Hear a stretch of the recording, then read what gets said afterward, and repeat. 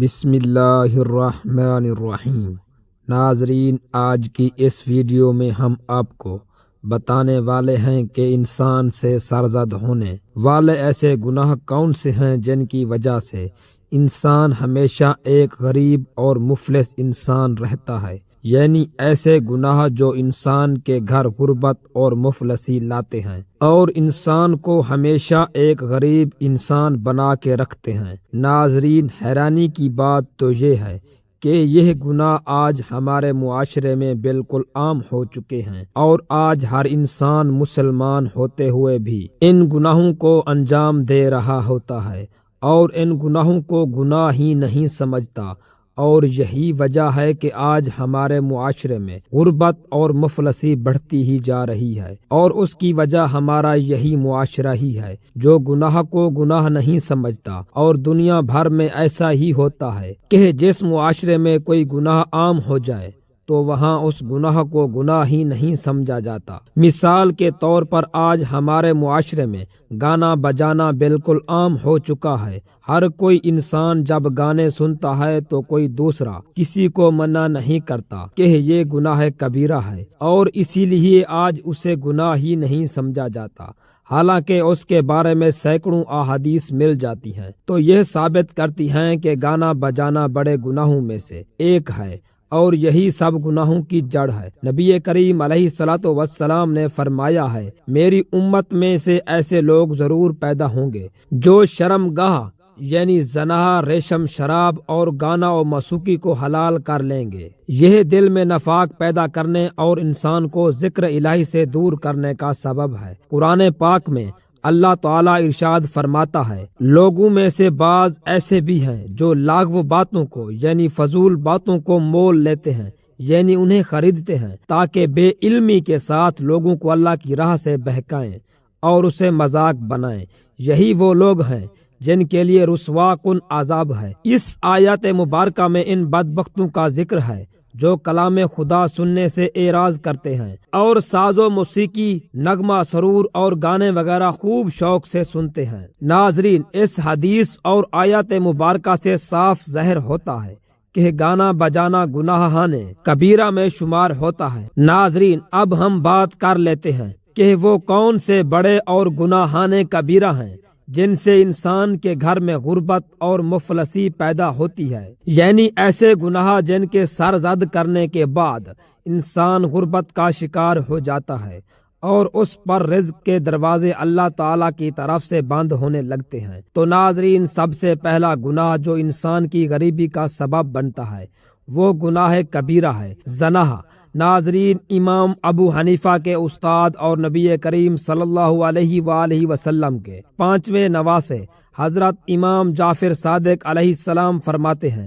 کہ زنا اور مرد عورت کے ناجائز تعلق سے 6 قسم کے عذاب آتے ہیں، جن میں سے 3 دنیا میں اور 3 آخرت میں آتے ہیں۔ دنیا میں آنے والے عذاب یہ ہیں، سب سے پہلا، زنا کا اثر انسان کے چہرے پر ہوتا ہے اور زانی انسان کے چہرے سے رونق اور نور چلا جاتا ہے۔ زنا کا دوسرا اثر یہ ہوتا ہے کہ زانی انسان کے گھر خیر و برکت ختم ہو جاتی ہے اور فقر اور تنگ دستی آ جاتی ہے، یعنی وہ انسان غریب اور مفلس ہو جاتا ہے اور اس پر رزق کے دروازے بند ہونے لگتے ہیں۔ زانی انسان پر زنا کا تیسرا اثر یہ ہوتا ہے کہ اس کی عمر کم ہو جاتی ہے، یعنی جو شخص زنا کرے گا تو اس کی عمر کم ہو جائے گی۔ اور آخرت میں آنے والے 3 عذاب یہ ہیں۔ سب سے پہلا عذاب یہ ہوگا کہ اللہ تعالیٰ کی پاک ذات اس انسان پر غضبناک ہو جائے گی۔ زانی انسان پر آخرت میں آنے والے عذابوں میں سے دوسرا عذاب یہ آتا ہے کہ اس انسان کے حساب و کتاب میں سختی ہوتی ہے،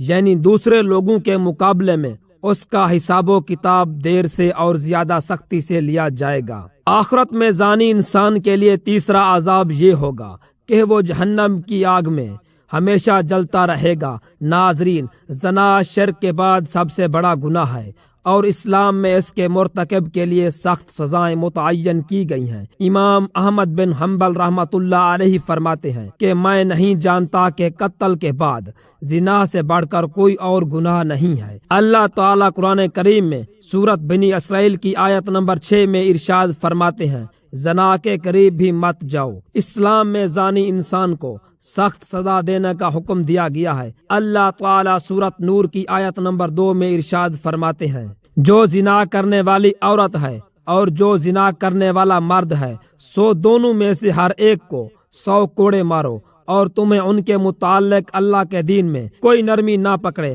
اگر تم اللہ اور یوم آخرت پر ایمان رکھتے ہو، اور لازم ہے کہ ان کی سزا کے وقت مومنوں کی ایک جماعت موجود ہو۔ ناظرین، دوسرا گناہ جو انسان کے گھر میں غربت لاتا ہے اور جس گناہ کو انجام دینے کے بعد انسان پر رزق کے دروازے بند ہونے لگتے ہیں اور انسان پر مصیبتیں آنے لگتی ہیں، وہ ہے رشتہ داروں سے قطع رحمی کرنا۔ ناظرین، حضرت علی رضی اللہ تعالیٰ عنہ فرماتے ہیں کہ رشتہ داروں سے قطع رحمی کرنا مصیبتوں کا باعث ہے، یعنی جو انسان اپنے رشتہ داروں کے ساتھ قطع تعلقی کرے گا اس پر مصیبتیں آنا شروع ہو جائیں گی۔ لیکن ناظرین، آج ہمارے معاشرے میں یہ گناہ بھی عام ہو چکا ہے۔ ایک چھوٹی سی بات کے اوپر لوگ سالوں تک ایک دوسرے سے بات نہیں کرتے، بھائی بھائی سے بات نہیں کرتا، باپ بیٹے سے بات نہیں کرتا۔ اللہ تعالیٰ سورۃ رعد کی آیت نمبر 21 میں فرماتے ہیں، اور جو لوگ ان سب حقوق یعنی حقوق اللہ، حقوق الرسول، حقوق العباد اور اپنے حقوق قرابت کو جوڑے رکھتے ہیں،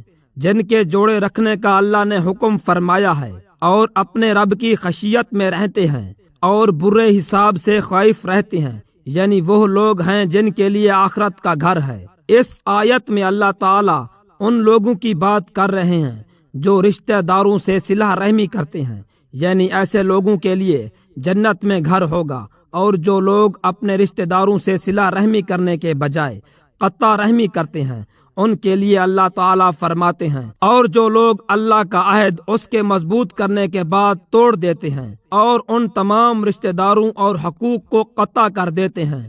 جن کو جوڑے رکھنے کا اللہ نے حکم فرمایا ہے، اور زمین میں فساد انگیزی کرتے ہیں، انہی لوگوں کے لیے